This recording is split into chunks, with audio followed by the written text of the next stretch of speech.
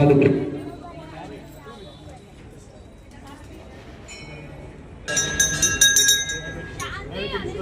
పరమానందం భజ గోవిందం అందరూ అనాలమ్మా.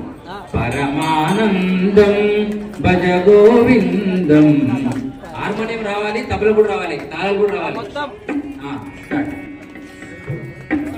పరమానందం భజ గోవిందం.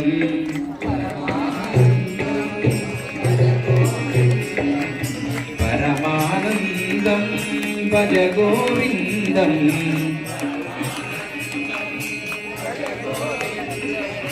భజ గోవిందం బ్రహ్మానందం. గట్టిగా భజ గోవిందం బ్రహ్మానందం.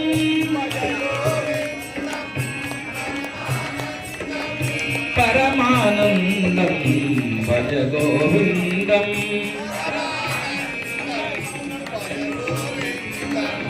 రామకృష్ణ గోవింద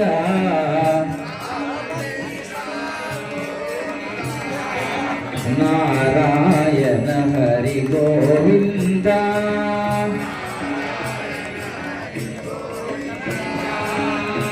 రామకృష్ణ గోవింద.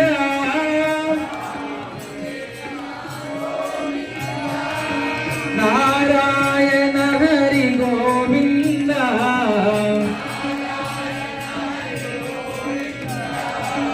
కృష్ణ రామ గోవింద.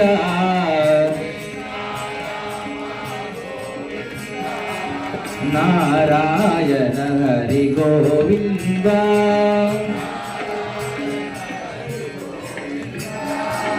నారాయణ హరి గోవింద.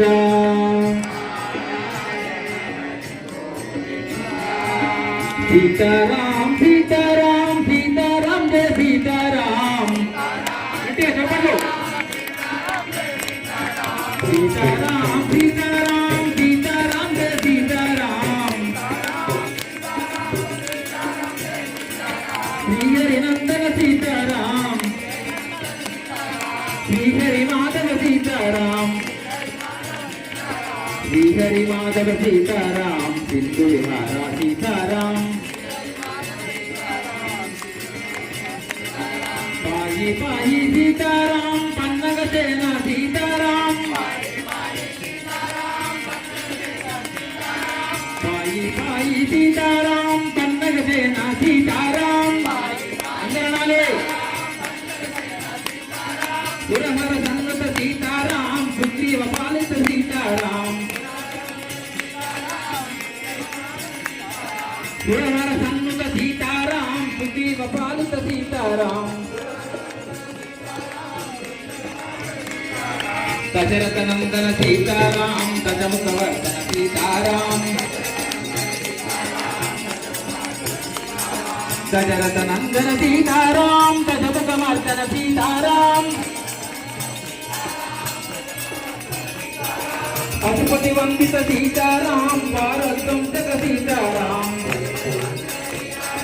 పాపద్వంశక సీతారాం. పశుపత వందిత సీతారాం. పాపద్వంశక సీతారాం. యువ సంపూరిత సీతారాం. గురు స్వరూప సీతారాం. యువ సంపూరిత సీతారాం. గురు స్వరూప సీతారాం. పావన నామ సీతారాం. పతిత పావన సీతారాం. జై పావన నామ సీతారాం. పతిత పావన సీతారాం. శాశ్వత గుణగణ సీతారాం. శబరి పురీత సీతారాం.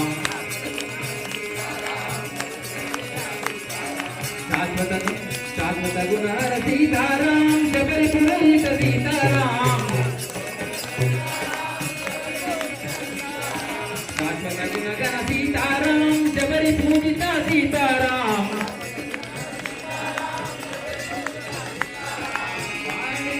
సీతారాం. వారద బంధన సీతారాం. వారిని దేవా సీతారాం వారధి వందన సీతారాం రావణ సంవర సీతారాం రాక్షస మర్దన సీతారాం మునిజన వందిన సీతారాం ముక్తిదాయక సీతారాం మునిజన వందిన సీతారాం ముక్తిదాయక సీతారాం రామ రామ శ్రీరామ శ్రీరామ శ్రీరామ శ్రీరామ శ్రీరామ శ్రీరామ రామ రామ రఘురామ రామ రామ రఘురామ గోవింద రామ గోపాల రామ గోవింద రామ గోపాల రామ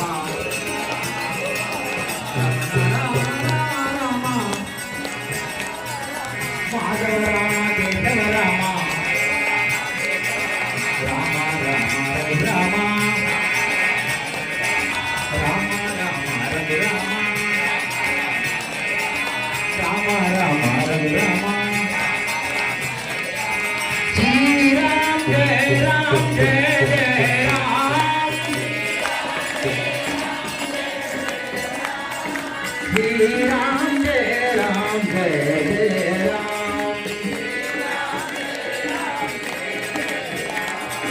శ్రీరామ జయ రామ జయ జయ రామ శ్రీరామ జయ రామ జయ జయ రామ శ్రీరామ జయ రామ సీతారాం శ్రీరామ జయ రామ సీతారాం శ్రీరామ జయ రామ జయ జయ రామ శ్రీరామ జయ రామ జయ జయ రామ శ్రీరామ జయ రామ జయ జయ రామ శ్రీరామ జయ రామ జయ జయ రామ శ్రీరామ జయ రామ జయ జయ రామ శ్రీరామ జయ రామ జయ జయ రామ రామ రామ రఘు రామ పరాపర రావణ సంవర రాధీరా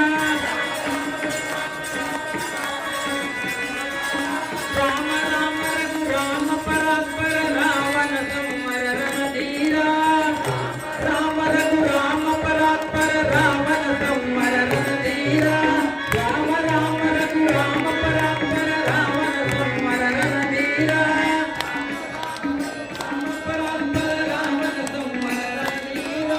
పతంగ దరహర పతంగ వామన రమ రమణ నారాయణ పతంగ దరహర పతంగ వామన రమ రమణ నారాయణ రామ రామ రఘు రామ పరాత్పర రామన సంవర రణధీరా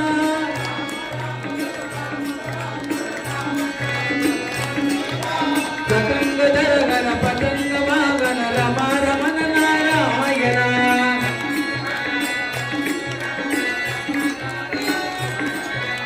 రమ రమణ నారాయణ జై శ్రీరామ్. అందరూ ఈ కార్యక్రమం అయిపోయే వరకు అలా నిశ్శబ్దంతో పాటు ప్రతిసారి చప్పట్లు కొడుతుండాలి.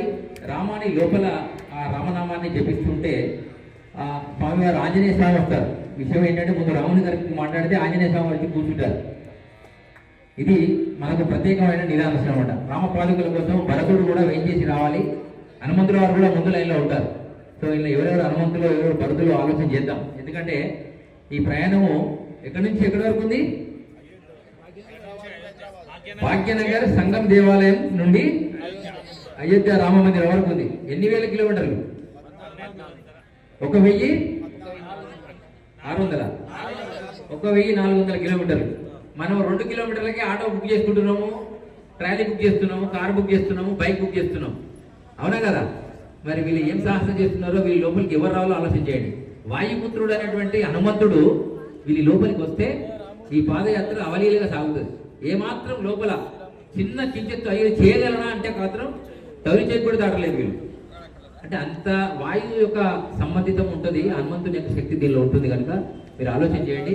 మరి మన హైదరాబాద్లో 1.5 మంది ఉన్నారు. అవునా? దీనిని కనీసం 2-3 నెలల నుంచి ఈ ప్రయత్నం చేస్తూ ఉన్నారు ప్రచారం. 1 కోటి మందిలో 100 ఒక్కరు తీసుకొని ఎంతమంది రావాలమ్మా? 10,000 మంది రావాలి. అవునా కదా? ఇంకెక్కువ రావాలి, 1,00,000 మంది రావాలి. ఎంతమంది ఉన్నారు చూడండి ఒకసారి. ఇగో ఇది మన హిందూ ధర్మంలో ఏ కార్యక్రమం చేసినా ఇగో ఇట్లా వాళ్ళు ఉండేది 4-5 ఉంటారు, టోపీలు పెట్టుకొని. ఉన్న మసీదు కాడ వాళ్ళు అందరూ వస్తారు పిల్ల పాపంతో. మనం పిల్లని ఇంటికాడ పెడతాము, పిల్లగాని కాలేజీ పంపుతాం, ఉంటే కారు కూడా తీసుకురాము, మనకి ఎందుకు బైక్ మీద నడుచుకుంటూ వస్తాం. వాళ్ళు ట్రాఫిక్ జామ్ చేసే ప్రయత్నం చేస్తున్నారు. మనం ఉండి కూడా ట్రాఫిక్ జామ్ చేయలేకపోతున్నాము, ఉన్నదాన్ని అమలు చేయలేకపోతున్నాం. ఈరోజు నంగి దేవేందర్ రెడ్డి గారు వారి బృందము మరి రూపకల్పన చేసినటువంటి స్వామీజీ వాళ్ళందరూ కూడా ఎందుకు వారికి ఏం లేదా, పిల్ల పాప సంతానం కాలేదా, లేదా వాళ్ళకి దేవాలయం లేవా, లేకపోతే వాళ్ళకి బిజినెస్ లేదా, ఎందుకు పెడుతున్నారు ఈ కార్యక్రమం? ఆలోచించండి. కేవలము భరతుడు తనకు అవకాశం వస్తే కూడా ఆ అవకాశాన్ని పక్కకు పెట్టి అడవిలో ఉన్న రాముని కోసం వెతికి, అయ్యా నేను కోరుకున్నటువంటి రాజ్యం కాదది, తల్లి కోరుకున్నది నాకు తెలియదు, అది తప్పు క్షమించమని అడిగితే కూడా ఒకసారి పితృవాక్య పరిపాలన నుంచి ఏ ఆర్డర్ వచ్చినా దాన్ని నేను అమలు చేయాలి, అదే నా యొక్క లక్ష్యం అని రాముడు చెప్పి, అంటే కూడా చివరికి రాముడికి కూడా ఉన్న పాదుకలు తీసుకొని వచ్చేసాడు. ఎవరు భరతుడు చప్పట్లు కొట్టాడు. అంటే నేను 2 రకాలు చెప్పొచ్చింది. ఒకటి, రాముడికి పాదుకలు లేకుండా చేసాడు, అడవిలో తిరిగిండు పాపం. రెండోది, భక్తితో భరతుడు తీసుకొచ్చి అవి సింహాసనం మీద పెట్టి ఇలా రాజ్యాన్ని ఏలాడు. ఎప్పటి వరకు? రాముడు వచ్చే వరకు.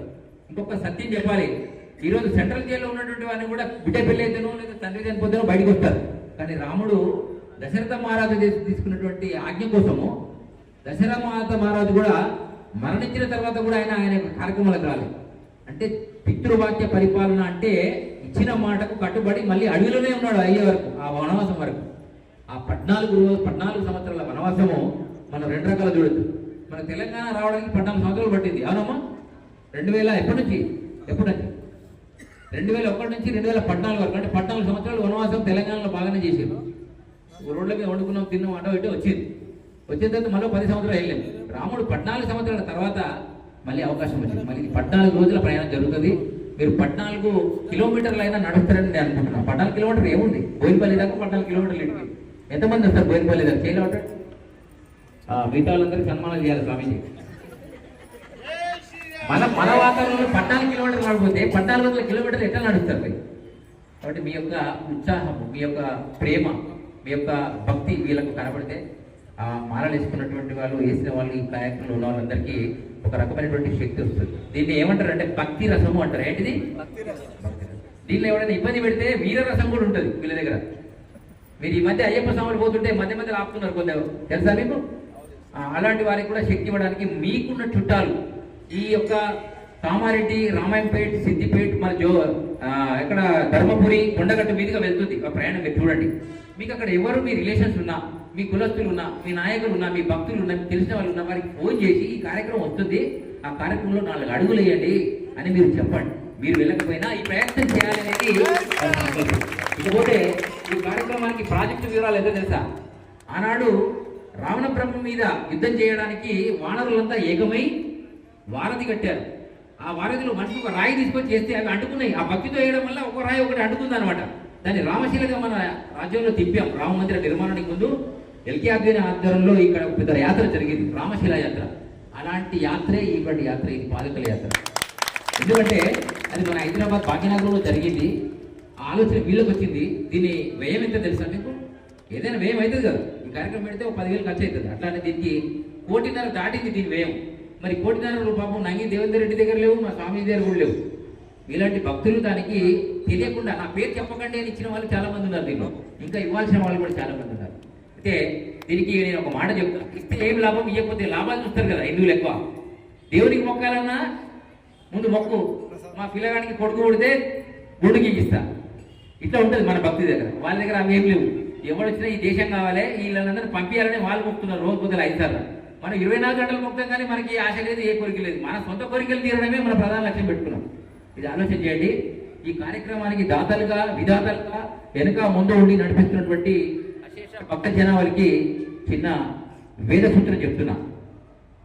దానమడుగువాడు ధరలోన అదముండు, దానమడుగువాడు ధరలోన అదముండు, దానమీయడేని దైవసముడు, దానమీయని వాడు ధన్యుండుగాడయ, కాళికాంబగం సకాళికాంబ. దేవేందర్ రెడ్డి గారు ఎంతో మందిని అడిగి ఉంటారు, లేదా వాళ్ళ టీమే చేసుకుని ఉంటారు. కొంతమంది ఎదురుగా ఫోన్లు చేసి మేము ఇప్పిస్తామని వాళ్ళు ఉంటారు. వీళ్ళందరికీ ఏం చెప్పేద్దా, బావిలోని జలం పైకి చిమ్మెడి రీతి ఎత్తుగా అనుదానం ఇయ్యవల్లు అన్నాడు. అంటే భూమి లోపల నుంచి నీరు ఎట్లా వస్తే పొంటకు పెడుతున్నారో, ఒక ఎకరానికి పెడితే 10 ఫుట్లు 2 ఫుట్లు 3 ఫుట్లు వండుతుంది, గుడ్డెడు బియ్యం పోస్తే ఒడ్లు పోస్తే. అట్లా ఈ కార్యక్రమానికి దాన సేకరణ ఇచ్చిన వాళ్ళకి అటువంటి ఫలితం వస్తుందని చెప్పారు.